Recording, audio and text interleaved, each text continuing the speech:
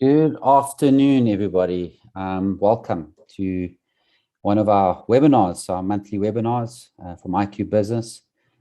Today, I'm very excited to present to you the 5th State of Agile report. It's a little bit of a sneak peek, first pre-launch, at least, to our 5th annual report. If you can see the title of it, it's State of Agile Africa 2021. I think if I go back 5 years ago, looking at the then version 1 report, and when I observed that Africa had 1% respondents, it was my kind of vision to say, well, what is the local context, specifically starting from South Africa, and then thinking about how do we extend it to the rest of Africa and the rest of the region.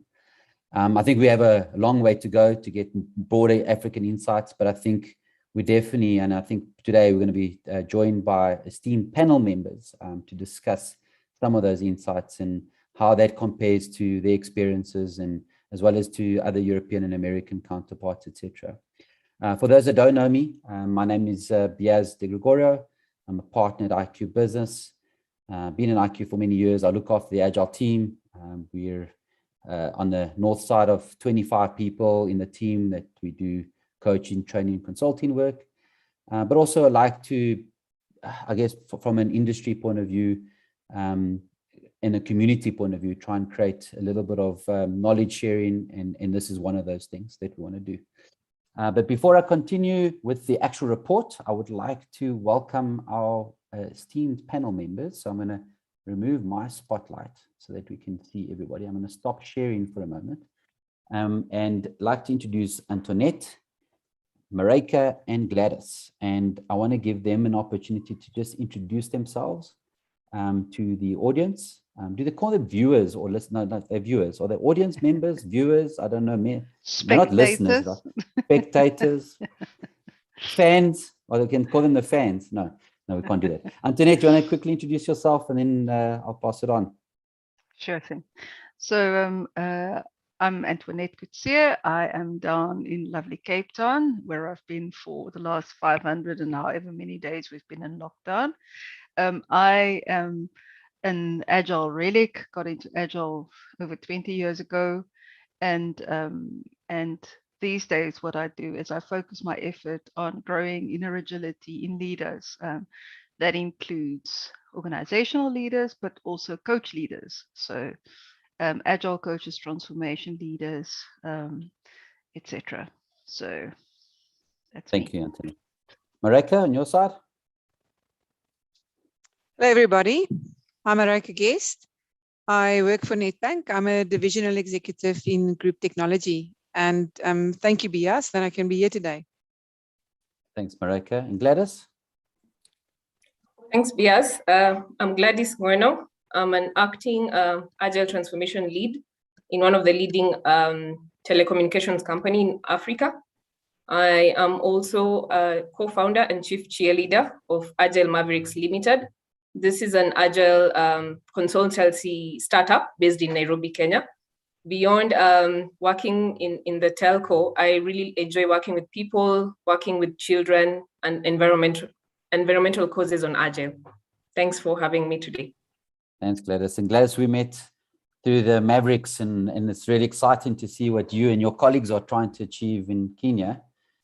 So as you can see today, we've got 3 different perspectives. So we've got a thought leadership point of view from Antoinette, and very vast amount of experience in all things agility. We've got an industry view and a corporate view and a client-based view from Marika, and then also from an East African perspective in Kenya, specifically from Gladys. So thank you very much for joining us again today. I really appreciate it. So I'm just going to quickly go into this. I'm going to share my screen again, and I'm sure everybody can see my screen, and talk a little bit about what we're trying to achieve. All right. So the first thing is from a demographics. I'm going to do a little bit of a report back on the key insights.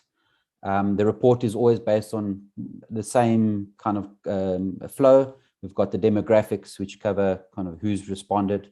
We've got a view on team level agility, so the practices at the team perspective point of view. And then we've got this business agility, which is how do we extend that beyond our typical software teams and extend beyond the organization. So our research report, as I said, has been running for 5 years now. We have both quantitative and qualitative interviews as part of that. So quantitative survey based, we send it out through our network, our client base, but also through social media. And we try and obviously get an extension beyond that. So through LinkedIn, through Twitter, et cetera. And then we interview, as I said, industry practitioners, experts as well, to validate those findings and kind of create a little bit of color behind it. So that's intentionally what we're trying to do from that point of view. So I'm going to go through the presentation, probably about 15, 20 minutes. Normally people like to say that I like the sound of my own voice. So I'll try to keep it as brief as possible, because I really want to have the conversation with the panel. So that's the goal. We'll do that, the panel, for about 20 odd minutes, and then we'll open it up to the rest of the group for questions. So please feel free to put in questions in the chat as we go along. Reneshan, our producer, our lovely producer, is going to be helping me as far as making sure that we can moderate those questions, etc. Cool. So let's go through that, right? So as I said, demographics. So our goal this year was to try get close to 500 respondents. We got 278, so it's an increase from last year. So we didn't achieve that goal, and it's something that we are striving for going forward. I noticed that in the Business Agility report, they got a very similar number this year from Business Agility Institute. Overall, from a demographics point of view, a majority of the people that responded were from South Africa. I think that goes without saying. Just remember the one thing, I keep on going back to this. Obviously, it's led by IQ Business. So there's going to be a slight lens on that, right? Based on our network, based on our client base, based on the people that we work with. But it is a perspective. So 82% of the population was South Africa, followed by Mauritius, 77%, Kenya, Gladys, 5%, and Nigeria, 3%. We also had other representation from Zimbabwe, Lesotho, and Ghana. So next year, my goal is to get really double the number and get a great representation from the rest of Africa outside of South Africa. Also from a demographics point of view, a couple of interesting insights is that most of the people that responded were practitioner-led. They worked in these organizations of more than 1,000 people. So we're talking about not necessarily small organizations. Over 60% responded from organizations above 1,000 employees. And most of them are permanently employed. So again, just giving that insight. The one interesting thing that we came out, obviously, and it's probably common sense, is that previously what would happen is the respondents would have more experience than the organizations in which they're working in. And probably because a lot of the people playing those roles of Scrum Master, Product Owner, etc., or consultants were brought in to accelerate their maturity. So you have that view. What we saw this year, there was actually quite closer, which was kind of interesting, right? The level of years of experience of the individuals and the level of years of experience of the organizations were similar in that nature, with about 56% of the teams of these people that work in that had greater than 2 years of Agile experience. So that was quite interesting, right? To have a look at that. So one of the key insights that we look at is obviously industry. And every year, financial services typically are the leader as far as maturity is concerned. Again, lens of our view. But also, I think, in general, I think as organizations, I'll keep on saying it, financial services primarily had the biggest urgency for change in 2013, 2014. So you probably see that happen, followed by insurance, followed by retail. So it was quite interesting this year that we saw retail have quite a big growth from 3% to 10% overall. And reflecting with the team that put together the report, if you think about the lockdown and the need for change and agility, I mean, I think the retail industry was probably the one that was the most pressured, right? Being able to offer online services and keep that happening. So that's from that point of view. And then consulting also, I had a slight increase from 9% to 13%. I think this has also got it's relevant because of, I think, a lot of external consultants applying their thoughts around their experiences within the industry. So you get practitioner within a corporate, but you also get an external point of view as well, which is quite useful. Insurance dropped from 15 to 10%, which is also interesting, but I think that it might have just been just the nature of the responders that provided that view. What we also saw this year from a demographics point of view is that smaller businesses, so the people that worked in businesses smaller than 1,000 people, had a much bigger influence. So from 5% to 12%. What we did was we overlaid the results to say size of organization versus the perceived level of agile maturity in the example. So it was like one of the questions was like how agile do you feel that you are? And that question is like, how long is a piece of string? We did provide some examples behind what we thought was how agile. And I think it's common sense that the smaller the organization, the more likely they would have felt that they had higher levels of maturity and agility in the organization. So I think that's pretty simple and pretty basic. I think people understand that, right? Other issues on demographics we looked at, obviously, but these are the key insights that we wanted to pull out from the report.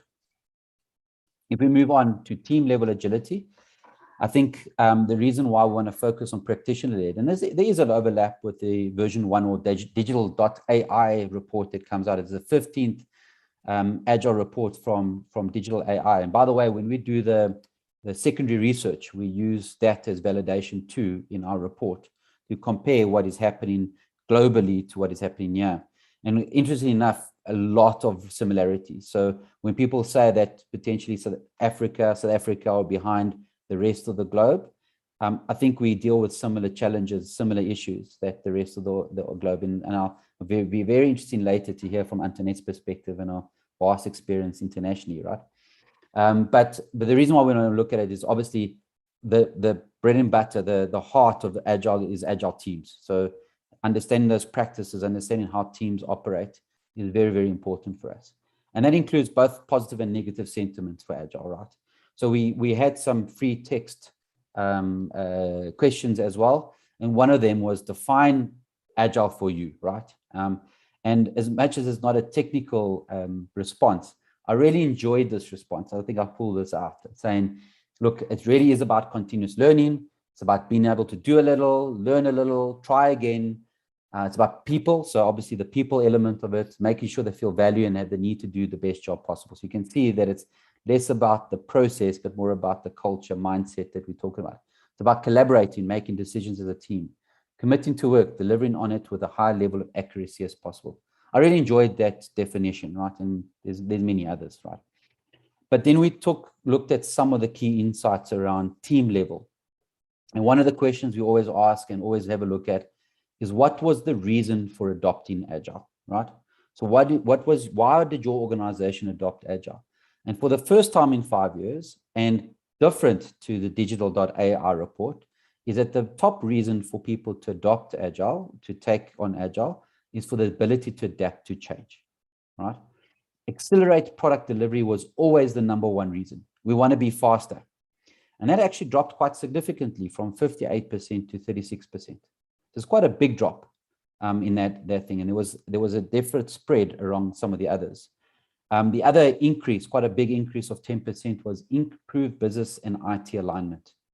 So as we start breaking down silos between the traditional business and IT conversation, people are saying that one of the main reasons as to why my organization adopted Agile was because we want to get better alignment between business and IT. I really find that interesting because, like, you ask people why they do it, we want to go faster. I think people have realized over time that going faster is quite difficult, specifically in larger corporates, because you don't own the end-to-end delivery of value. And we asked them, well, what are their top perceived benefits? Project visibility, improved project visibility, 55%, better collaboration, and better business and IT alignment. So we always overlay the reasons as to why with the actual benefits that people realized. And they're not always the same, which is kind of interesting. Okay.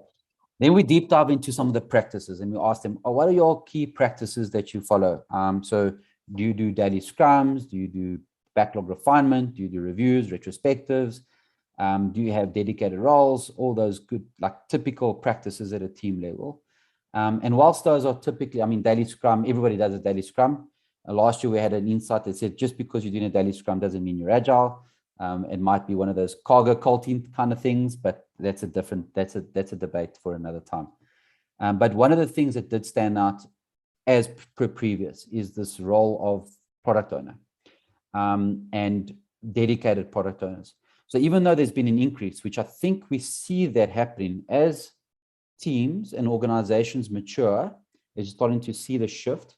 As I mentioned to you, you're starting to see the shift from 2 years plus happening year on year, and that's as more and more organizations adopt it. So the role of product owner is becoming more pivotal, or at least the importance, the perceived importance of product ownership has increased from 41 to 48%. However, in the 5 qualitative interviews, it came up at one of the biggest challenges in organizations, right? The role of product owners and not having the right people, or even having product owners at all in your team level view. So that was definitely one of the key practices that we saw as an insight that we feel that would be one of the things to focus on to unlock team level agility. Okay, so that's at a practice level. We then again at a team level, we asked, what are the key frameworks? What are the top frameworks that you use? So this talks about scaling, but Scrum obviously is still the most popular. It actually dropped from 81% the previous year to 72%. Kanban increased slightly from 42 to 43. What actually increased, which I'm not sure, and I'd like to ask the panel members their perspective on it, is hybrid. So hybrid has become a little bit more popular, 18 to 28%, so a 10% increase. So what it looks like the drop in Scrum has happened in increase in hybrid. My perspective is that as organizations again are reaching that tipping point between transitioning from waterfall to agile, they've kind of made this thing that hybrid is the approach that they're using at the moment. And I'm seeing that more and more in my experience. As organizations are going, maybe agile is not the only answer for us. We have to use a hybrid approach. Again, we can debate that a little bit later. But not surprisingly, scaled agile frameworks. We asked which are the scaling frameworks that your organization uses. And out of the scaling frameworks that people looked at, scaled agile framework, or SAFe, not surprisingly was the most popular. But what is probably surprising is the amount of growth, from 35 to 50%. I'm definitely seeing that in my experience in the last 18 months. As organizations are scaling, they're looking for some framework. And I think SAFe has probably has been the highest market share. I mean, you can see from even their own reports and what's happening in the digital.ai report. So definitely an increase from a scaling point of view. So that's team level agility. We're then going to go into what we call business agility, which then refers to how do we extend beyond just agile teams. And I think one of the things that the realization, and I love the preamble from the Business Agility Institute report. They had I can't remember who the gentleman was. I'll refer to it later, but it had this whole thing around, if you rewind back to March, and when organizations had to lock down and work from home, how agile organizations were, right? We talk about agile with the lowercase a, and the agility, kind of speed of decision making, moving remote in 2 weeks. And we're saying, well, isn't that the kind of environment that we want to create, right? That kind of urgency for change and ability to make fast, good decisions, right? In order to do that. But we also want to see how does this extend beyond just the software and IT teams that are delivering value, but across these non-IT departments. So human capital, finance, legal, compliance, etc., etc. Very interestingly, though, is that we are definitely doing more training interventions for non-IT teams. So hopefully there's a view on that too. Again, that's just the perspective from our view. So I like this. I think the benefits of business agility in one sentence for me is putting value into our clients faster with better built-in quality. I think about all of these methods and frameworks that we look at in the fads of agile and business agility. Ultimately, that's what we're trying to do, right? Deliver better better value to your customer, better products and services. But then we had a couple of insights, and we said, what are the things that are holding you back, right? So we looked at the key impediments to business agility. And, you know, some of these talk about leadership. So leadership continues to lag. Now, the perspective, I know you might see this and say, well, if leaders don't attend training, does it really mean they don't support it? That's just one perspective. Obviously, our qualitative interviews also validated this, right? So it's not, we asked the question around, you know, leadership behavior. Are they modeling the behavior from an agile point of view? Are they attending training, right? Because that's one of the things, right? One of the behaviors that we asked for from a leader point of view is to learn, have a continuous learning environment. And are you learning to understand what lean agile thinking is, what design thinking is, what all these things are, right? And I think one of the qualitative interviews said the leaders don't always truly understand what agile is. Okay, they have what we call these deeper seated assumptions and beliefs of what it is and what it isn't, and what it really means to be agile, right? And that's one of the things that we have to think about. And also kind of what is the behavior? So again, one of the things that we look at.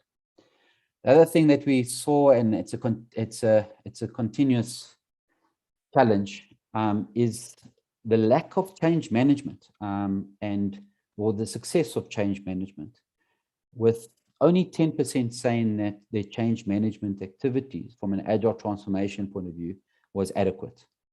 The rest was somewhat adequate or not adequate at all. And I think people don't always appreciate the impact that change management has or the value that it has. I think it's a soft and fluffy side of it, but actually taking people on the journey with you. It's not just about sending out emails and saying, hey, from this date, you shall be agile, right? And that's still change management. And by the way, let's send people on training. All of a sudden, you're agile, right? Now, one of the interviewees that we asked said, if you had to do something from the like different from the start, he said, I would start with a clear culture change, starting with the leaders to understand, leaders to let go, to empower, to be not obsessed with this reports and this compliance and governance ways to do it, to stop continuously interrupting the squad and trusting the squad. All change management stuff, right? So change management is vital. We then talk about the other areas. So we asked, so there's definitely a growth. So there has been a growth from a human performance, a human capital, from legal. So you start seeing a shift in, we asked the question, do any of these departments adopt agile ways of working? And we definitely seen a shift from a finance, from a human capital, from a procurement, a shift in the right direction. And even this shows that we asked the question, what models do your finance team use, right, for budgeting? And it's kind of interesting, they've moved from 49% to 39% around traditional project-based funding. And we're starting to see a trend around this venture capital funding, value stream budgeting, starting to have a look at, and definitely, how does lean portfolio management play in this space, right? So that seems to be the insight. And then the last one, which kind of overlay with how close the teams are to the customer, and the overlay between size of organization to how close they are to the customer is obvious in a way, right? The smaller the organization, the closer they are to the customer, the closer they are to understand customer needs and to build better customer products. The larger the organization, the people doing the work are much further removed away from the customers asking for the work. And that's part of what we are. So a lot of the customer experience stuff. So do you have access to customer insights? Do you do empathy maps? Do you do customer journeys? The process around customer experience. There's definitely seen a growth again in the last year. So definitely maturity in that, but still lagging behind what we think it should be, right? That's it really from a high level insight point of view. As I said, how was I? Look at that, almost 22 minutes. How's that? So I'm actually going to stop sharing, so because I want to go into the panel and basically open it up to a few questions on these insights and their own perspective around their state of agile maturity in their context. I think that's very, very important. So I'm actually going to stop sharing so that we can see our esteemed panel members, and hopefully go and unmute. Let's just do that. I'm not sharing anymore. So if I can start off, you all ready? You're good? Good to go? Do you have any questions for me? Oh, Why do you have meerkats on your business agility? meerkats. Because meerkats are curious. Okay. And if you have to be working in an agile environment, you've got to be curious. Okay. The link wasn't that clear. Hey? I gotta work on my images at the back. I was wondering about whether it's to catch snakes, which are notoriously hard. You know, whether there's a metaphor about Oh. catching snakes and keeping people safe. We had elephants on the safe pictures, so all the elephants were safe because it's big, right? But it also, I was in the Kruger Park this last weekend, and I was actually very, very surprised how agile elephants actually are. It was very interesting.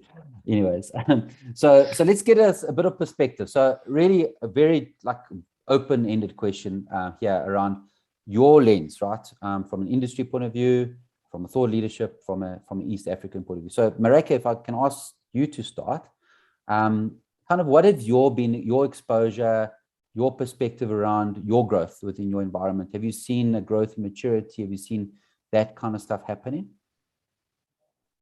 Yeah, it took a while. We all were very excited about SAFE. We started in the bank firstly with a very small group, elite group, to start adopting Agile and learn. And I think it did create almost a divide in the bank where there's Agile people and then there's the other oaks, and the Agiles were cool and the rest were just the workers. And I think that started not with the change management right. I think over about 2-3 years, people started being exposed to it. Yourselves and other people have really taught us well around SAFE. And I think the more we started attending SAFE and started understanding the pillars of SAFE, we started realizing that, and I know Agile is more than SAFE, but for us, SAFE encompassed, to your point, the whole design thinking and the voice of the customer. It really helped with understanding what we can do to increase velocity so that we can compete faster. It also really helped with built-in quality. We had a lot of waste, and it helped with cost to serve. Our cost to serve is really important, and all of those things are at the heart of really being more competitive. I do think your report highlights that there are still people that quickly, because specifically on SAFE, it's free. So you can very quickly go and Google, and then everybody can become a master on what you Google.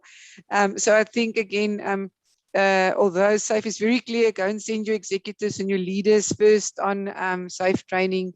We have not done that, but there's really a big group that have now really built up momentum and that are very excited about it. And we started seeing enormous benefits. And most interesting, the benefits that resonates the most with people is the energy and the cohesiveness, the wisdom of the collective, and the collaboration. So it's actually nice for people to work together and do not have to have the answers, but find it in the collective. So that was quite an interesting byproduct, but most probably the most important byproduct. Thanks, Mareka. That's interesting. I mean, people always ask, how long have you been on the journey for? They might ask you that question because it comes up often. Like, how long does this thing take, right?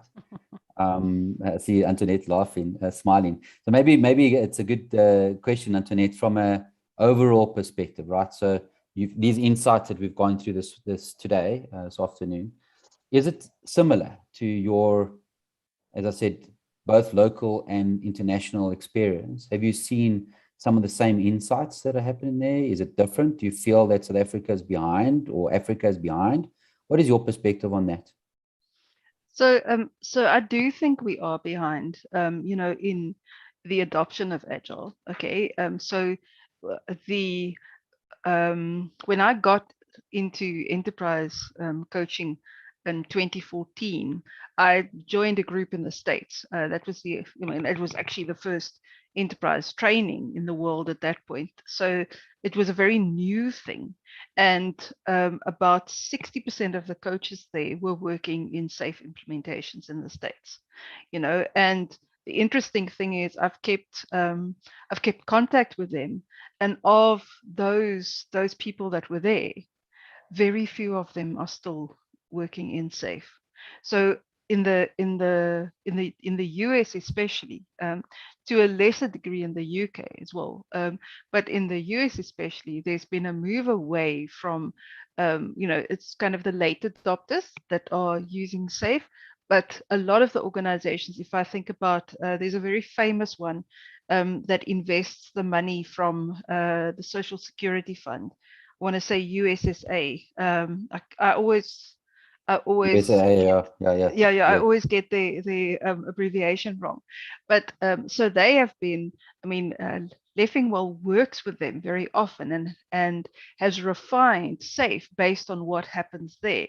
And even there's a realization that it's just it's just a way to get some thinking going. It's a hands way to change things in the head and in the heart, the way that we look at things, the way that we experience things. Because the thing is, my own journey in Agile kind of parallels what the world has experienced as we adopt Agile. So at this point, it is the truth. Leaders are struggling in a lot of cases because it's a massively difficult thing that we are asking of them. Okay, so ultimately, if we look at what's in the Agile mindset, it requires a level of looking at the world and a level of inner maturity that not a lot of people have.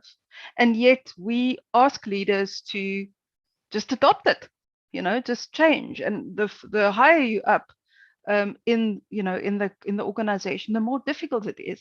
And I'm often I get angry at the lack of empathy there is for leaders, because what we're asking of them is to grow themselves, to change personally, to do some personal development. And we all know that personal development is really hard, and not all of us are willing to sign up for personal development. And certainly most of us are not willing to sign up for personal development all the time, which is what we're asking leaders to do, So these leaders are the one. We've really learned over the years that ultimately you have to change your organization quite dramatically if you really want agility to work in your organization. We started with the little IT teams, and then we realized, oh well, that doesn't work. Let's look at the bigger IT organization, and then we realized, oh, that doesn't work. And now we're at the point where we say, okay, end to end, from idea to where customer gets value. We need to look at that whole thing.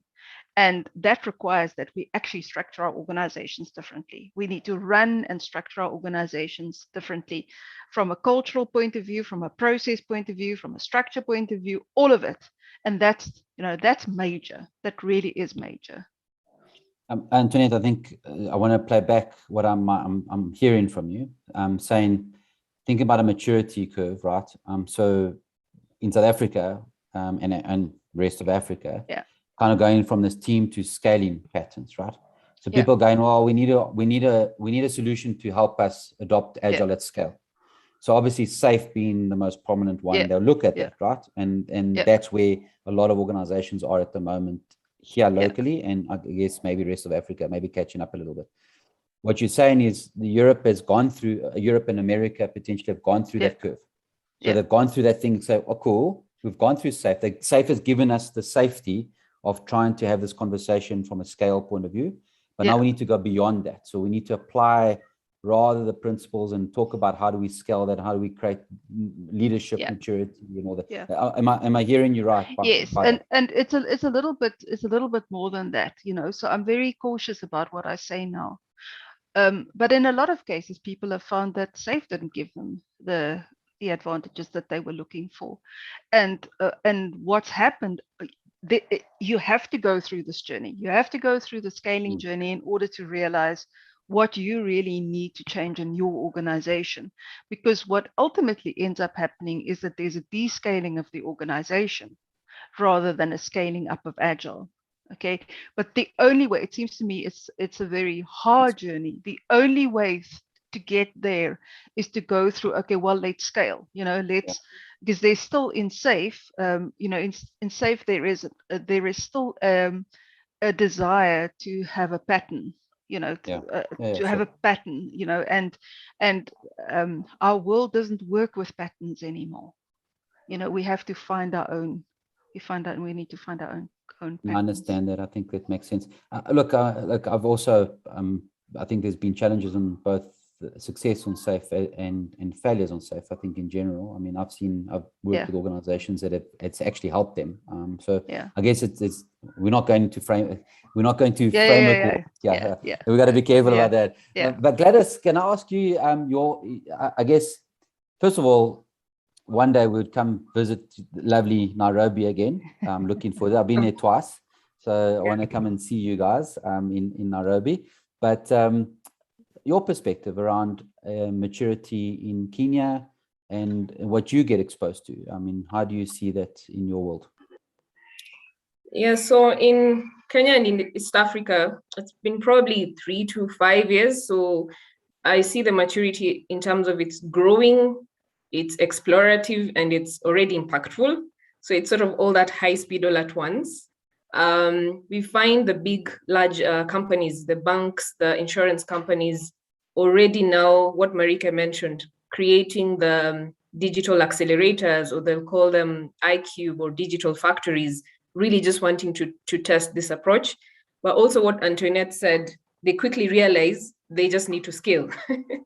So this has led to the appetite for more knowledge and understanding of agility, and it has led to the rise of consultancy startups, the early adopters being 3 to 5 years as well, to provide this knowledge. And this has also had a ripple effect on the traditional learning institutions, which now feel they need to adapt their training content. So we're now seeing a lot of, I'd call it competition between the world sort of renowned historical learning institutions partnering with these small startups to meet this need or demand that's coming from the corporates. The startups, from your view, bias, are already nimble. So we're also seeing the corporates reaching out to apply some of the practices that work in the startups and wanting to apply this in corporate. So these are some of the dynamics we see. I'd even extend it to government. So we find like the government of Kenya now has Huduma services. Huduma is service. So they really just also had to adapt to change and make the services accessible online. So really, that's why I said it's high speed, it's in the startups, it's in the banks, it's in the big companies, it's in teams, it's even in social impact initiatives. Sort of like everyone feels they have no option anymore to be agile, they just have to start, and they're really reaching out for any help or any way they could get this. And one way is connecting with the global community, global agile coaching community, what they've done, and quickly learning from that and applying. Yeah. I mean, like, I'm not asking for an exact number, but I mean, I know that we spoke about a community forum. I mean, how many people are in your community? Like, if you think about your circles around agile coaches or consultants. I remember we spoke the one time and you said, look, coaching is still quite not at the level that you probably will used to, but the need for Scrum Masters is growing. Is that still the case? Yes, definitely. Companies now are creating these new roles and collaborating with the change agents who understand what it is. So for example, in the telco where I work already, we have an agile coach community of 30 serving the entire organization. Scale that to Vodafone group and Vodacom markets, it increases because now there's connecting with the Vodafone agile coaching community. And then when you look at Kenya, yes, there is an agile Kenya community that meets monthly to just exchange ideas. And that's how I got to know people like Antoinette, because you get referrals. This person is good at, have you heard about Kanban? Antoinette can probably coach the team on Kanban. So there's that. Teams really yearning to connect and apply this learnings. And I think it was accelerated also with COVID in terms of making the world smaller. because probably in the past I'd need to go to Europe or fly to, I don't know, South Africa, Dubai, but now webinars are sort of mostly free and you can access them and you can sign up. So This one's information free. is more accessible. Yes. This one's free. That's great. Thanks, Gladys. Appreciate it. Marika, on your side, I mean, obviously working in a bank, can we call it a large corporate? Yeah. Can we say that? Can we say that? Yeah.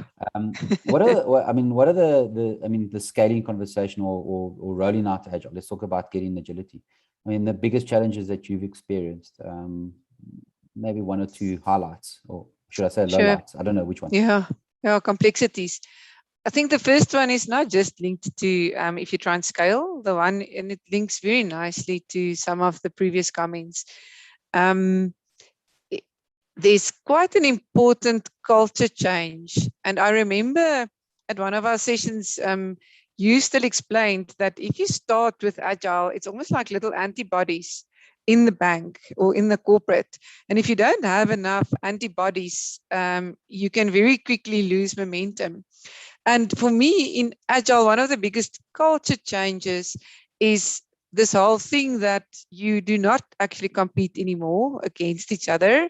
It's not a dog eat dog. You now all of a sudden have to succeed as a team. And that is not always working for everybody, particularly where the top performers were always the heroes and they could come along and make success. Now they are reliant on people. And that's why I think Antoinette is so right in saying, you almost need to reskill yourself. You need to be vulnerable. You need to be willing to make mistakes, to acknowledge you don't know. You need to, there's parity of voices where in a corporate, the product guys knows more than the operations guys. Now all of a sudden everybody's the same. So that culture change is really, really hard. And you almost need to help the teams with sticking with it, particularly also when you start converging, you build it, you run it, you own it. It's easy to just throw things over the wall and these guys do the development and these guys do the maintenance. And now all of a sudden you start realizing what you are putting in people's and in customers' hands. So that culture change is really hard. And you almost need to help the teams with sticking to it. The second big thing that we have seen that is hard, and I think in all corporates there is a form of federation. So there's clusters or business units or divisions, etc. And while the bank may have 5 strategic themes, each segment, product, channel, cluster, division have their own way of getting there. And that then often becomes competing. So when you are trying to synchronize and you don't have an overarching set of priorities, you do find people not all working towards the same common goal. And that really creates complexity then when you try and deliver. And then lastly, and I still don't think we have figured that one out. How do you set up the teams? So how do the what is an art? How would you set up the arts? This morning we were again in an extensive debate. Do we group these teams around business capabilities? Then there are like 2 vastly different technology things. Then there's technology. Do we group it like this? And that is one of the biggest challenges is how do you naturally create the right squads so that they actually can synchronize without extensive complexity? And those would be the 3 biggest things that we are seeing that is really giving us some pain in terms of getting to scale. Thanks, Marika. Antoinette, you're again looking at retail industry and the growth in the retail industry. Is that surprising to you, or do you think does it make a difference in the industry that you're in? Or so I mean, I think if we talk about the retail industry, in their business, a very small tweak makes a huge impact because of their numbers. So I was working with one of the large international retail companies based in Durban. last year, and I was at their kind of agility launch conference where they were just talking about some of the ideas that were brought into parts of the organization in Africa, and people were just sharing the impact. And the thing is, a small tweak really makes a big difference for them. So I'm not surprised. I think why it's taken so long is because they always move at a hell of a pace. So it's in order to find the time to change something, that's a challenge for them. But to me, it's if we think about it, especially, I reckon that the pandemic has done more for Agile than anything before in the last 25 years. Okay, so if you look at what you named earlier as well, Bias, if you think about it, we had a drop in, what's it called? Pickup, and Woolworths has a curbside pickup. Yeah. Okay. We've got 60 seconds from I don't know, Checkers. 60 ShopRite Checkers. Yeah. ShopRite Checkers. And we've got Dash from somebody else. So all of a sudden they had to jump to really take advantage, and I think that forced them. We all know that in the pandemic, a whole lot of things that we said before that cannot be done. Well, we found ways to do it. So I really think that the timing for them, I know that they were, if I think about one of the ones that I know about, they were busy thinking about it, but I think it really, the demands of what the market asked of them really just propelled them into like high speed to get changes done and to up their ante during the pandemic. Agree with that. I think any organization that requires technology as a big enabler, right? And obviously digital transformation being the buzzword at the moment has to be enabled by Agile ways of working. Gladys, I don't really want to talk too much about SAFe specifically, but scaling framework. So it doesn't have to be SAFe, less, DAD, all those other ones. From what you've seen in the community in East Africa and Kenya, is that happening? Are scaling frameworks becoming the thing that organizations are attaching themselves to? Or yeah, I'd link it to what I mentioned about the exploratory phase. So yes, as much as they start the accelerators, they quickly realize, yes, you start small, but you really need to scale, because especially large companies, you have a digital strategy. Now you're clear you want to execute through an agile way of working. You really just can start with a few teams, because for you to serve your customer end to end, they'll need to go the processes, the handshakes. You also need to look at that. So in terms of accessibility, you find, yes, some of the SAFe materials, like Antoinette mentioned, you quickly Google and get some of those, but it depends where you land. If you land on less, if you land on, when you look at the history of Agile and find out around the Spotify engineering model, you'll find some will start from there. But why also probably some would start with SAFe is because you're looking for answers. And when you look at this plan that's laid out for you and what you need to go through, probably you could think is a quick fix for some of the people where to start, especially you need to make a decision. But what people are realizing, regardless of what skilled framework you take, the challenges remain the same. There's a lot of dependencies you need to deal with, whether you're in LAS, whether you're in SAFe, Nexus, etc.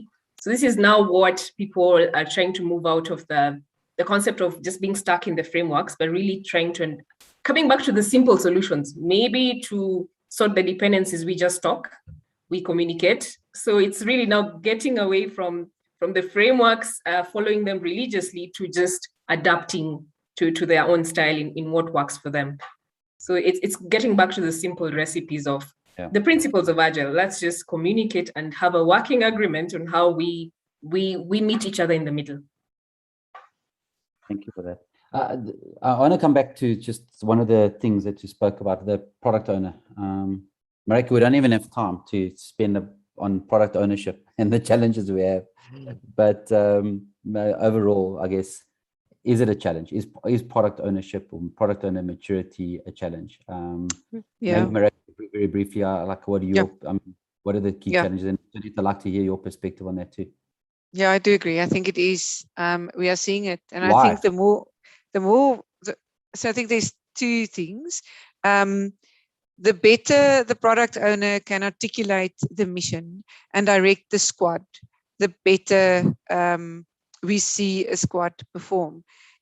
And what we have seen is if a product owner gets a little bit ADD or cannot properly articulate, particularly when a squad does become very agile, there can be waste and derailment. That's the first thing. And the second thing is that the more left we shift, we always used to say, well, we didn't test properly, then we didn't engineer properly, then we didn't document the requirements properly. But as all of those things get sorted, it comes back again to the product owner really understanding what he or she needs to do, link it to the strategy of the bank and direct the team. And I think product owners were used to managing defects, worrying about a UX, a wireframe, and now all of a sudden they have to do just their job because all the other people are there to do all the other things. And I don't think there has been opportunity to get fit in it. Antoinette? Is product ownership an issue? So to me, that's the biggest issue we have. If we talk about grassroots agile, that's the biggest problem we have. And once again, it is I'm so sorry, that's just my my curtain is blowing. So that's to me, if I look at it from an organizational structure point of view, that's because the idea of product ownership in reality in a lot of organizations are something unknown. Who owns a product?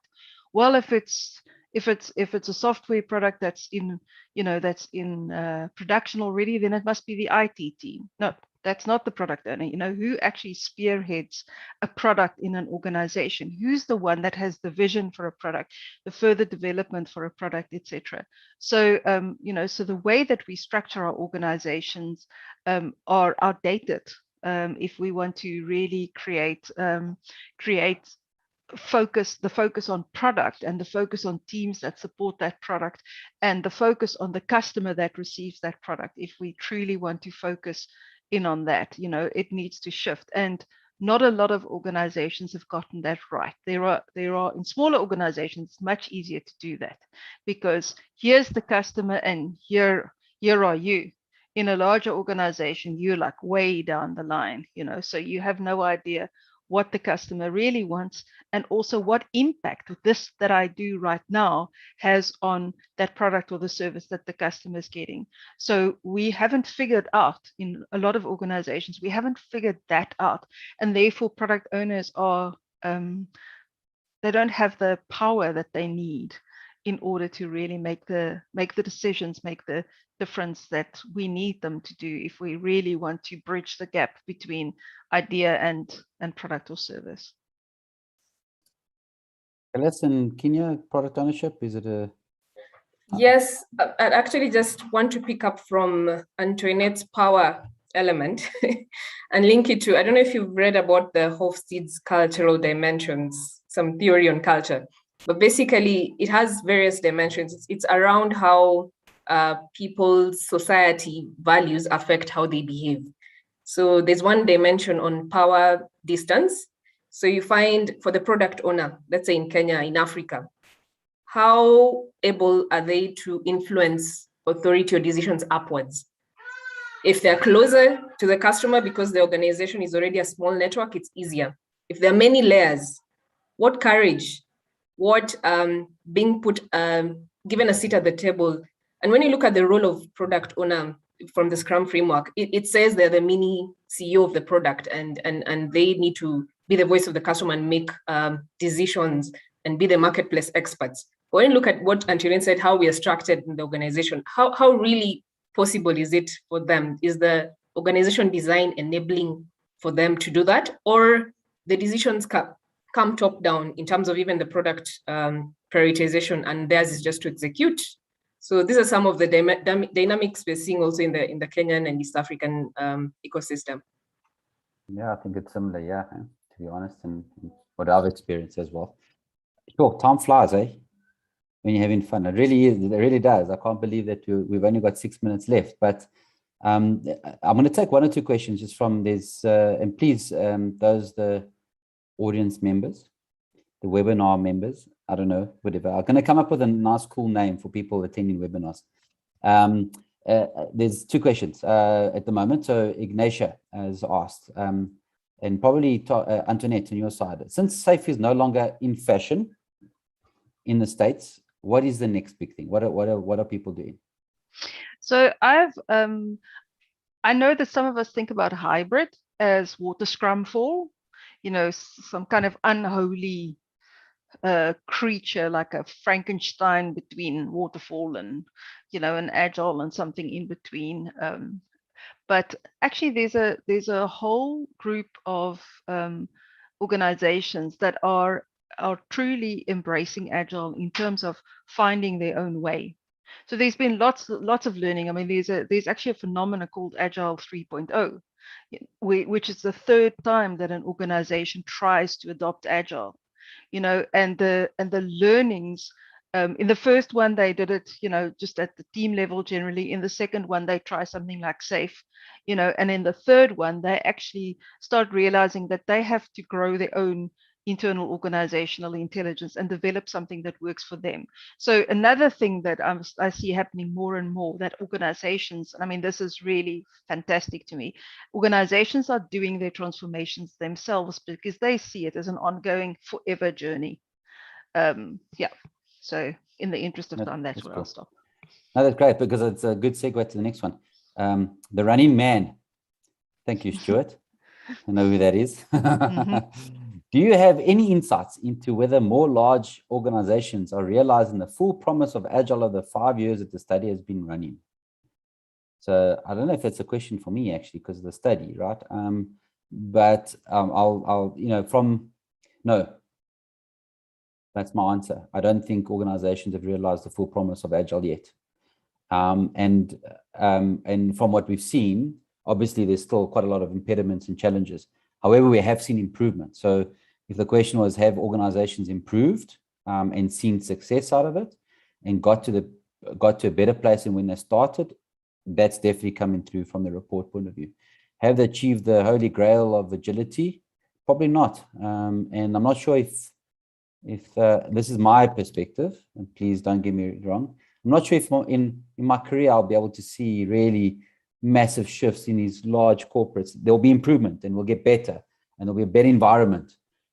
But I might only have 10 years left in my career. I'm not sure if I'll see that. I don't know. I haven't been defeatist. I just want to lay the foundation for the next generation. I think that's my perspective on that one. I don't know. Any ideas around that? Like, do you think that we have some organizations have realized the full promise of agility? The more successful ones, I would say, are the ones where there has been a profound shift in what Agile did was it introduced us to a whole new way of running organizations, you know, a whole new way of leadership, a whole new way of the team rather than the individual. And the organizations that have really been having great success is where they've embraced that, where they've changed the essence. Marika, very short answer. Is Nedbank in a better place as a result of Agile ways of working than when they were before? Absolutely. But has it done the full promise? I think time will tell, but we are most certainly far, far better off in every way. Gladys, on your side? Yes, so when we look back in the large telco, no one wants to go back. I was a business analyst. I used to run 5 floors up, down, collect requirements. So no one wants to go back to that. So in terms of way of working, focus, collaboration, yes. But when you ask the big question on business impact, customer outcomes, we're still along the journey. But it depends what you choose to celebrate also. So companies that celebrate small wins, which Agile probably links to their purpose, would say they've achieved those, even as they chase the revenue KPI. So it depends the type of company as well. That's a great answer. Thank you, Gladys. One last insight, so very short, very brief. Antoinette, like last tip that you can give our audience around their journey to agility. Forget about how agile you are, focus on solving business problems. Thank you. Gladys? Be unique, be you, your own style in your company, team, startup, wherever, And then tap into community. I cannot overemphasize the value of product communities, agile communities, to just learn more. Yes. Marika? No, don't believe you know everything. Reach out to people who actually know and partner with them. I think particularly in corporates, we often think we all have the answers. Don't be shy to go and find the answers with people who have actually done it and who knows, who truly are the experts. That's awesome. Thank you, Marika. So just to close off, I'm sharing my screen and just to say thank you. Thank you to you, panel members, Marika, Gladys, Antoinette.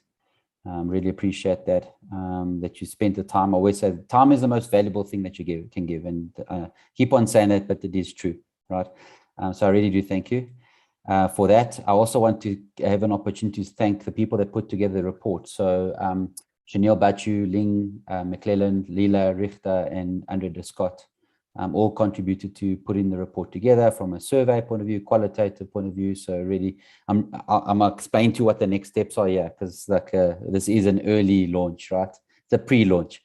And then obviously from a design point of view, Elsa, the known agency, which is helping us with the website design, and Stefania, and Reneshan, who's our producer, is our esteemed producer, lovely producer. We also thank the qualitative interviews, Marika, Jerome, Mike, Vincent, and Ashley, and again, the panel. So really, really do appreciate it. So our report is going to be officially launched in December, early December.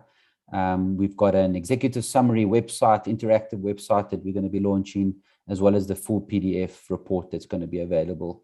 Our plan is also then to create deep dives into specific areas and have very similar type of sessions with deep diving into those specific sections that we feel like is going to be the ones that are going to unlock agility. So with that, we are 1 minute over. Thank you very much, Marika, Gladys, Antoinette, Reneshan. Really appreciate your time. And thank you, and hope to see you soon. Thank you. Thank you, everybody. Goodbye. Bye-bye.